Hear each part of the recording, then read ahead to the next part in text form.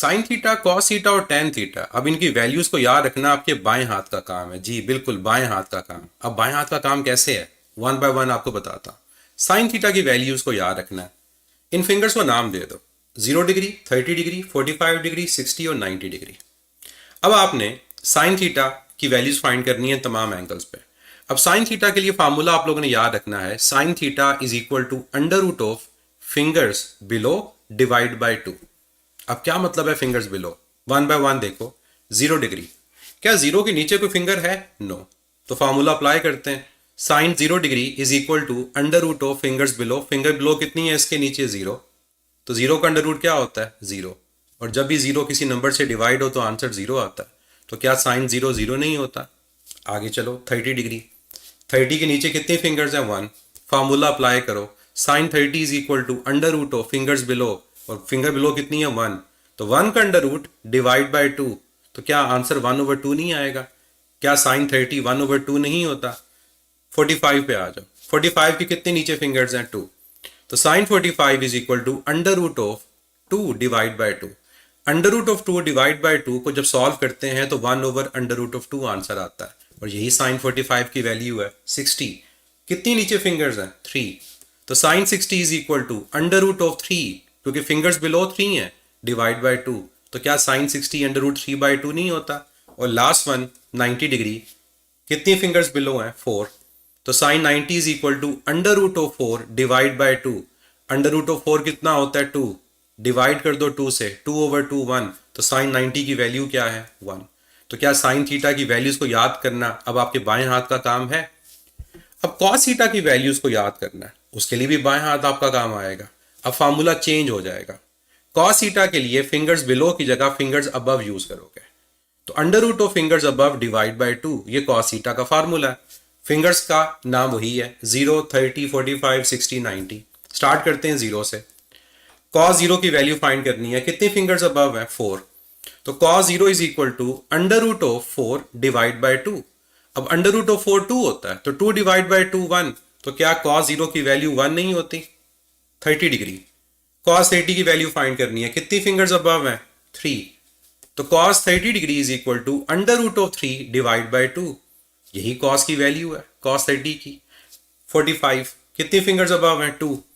तो क्या आएगा? cos 45 is equal to under root of 2 divide by 2, और under root of 2 divide by 2, under root 2 divide by 2 solve करोगे तो 1/√2 आएगा।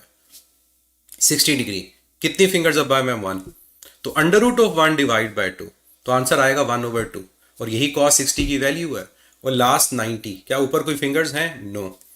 तो under root of 0 divide by 2, और 0 जब भी किसी नंबर से डिवाइड होता है 0 आता है, तो cos 90 की वैल्यू 0। तो cos की वैल्यूज को याद रखना भी अब आपके बाएं हाथ का काम है। अब tan थीटा की वैल्यूज को भी क्या बाएं हाथ से फाइंड कर सकते हैं? यस। क्या फार्मूला था साइन थीटा का? Under root of fingers below divide by 2। cos theta का फार्मूला क्या था? Under root of fingers above divide by 2।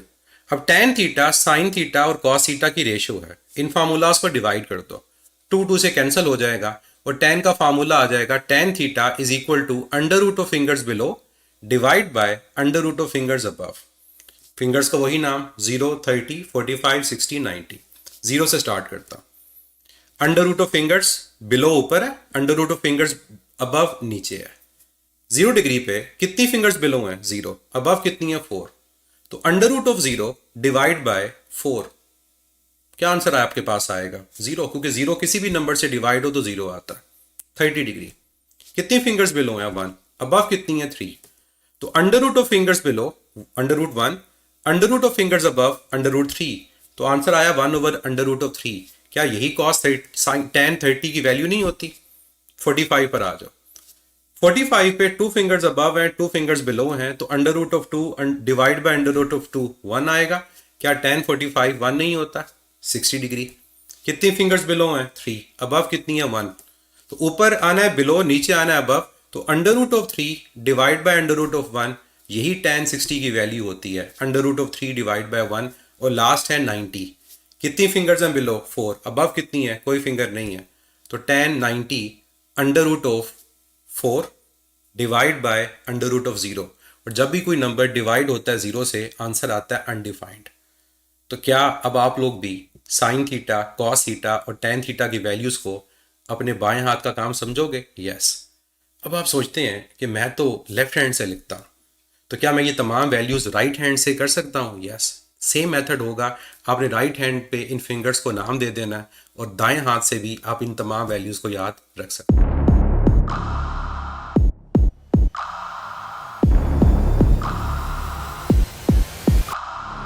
Her entry test की प्रेप के लिए फिजिक्स इन सेकंड्स।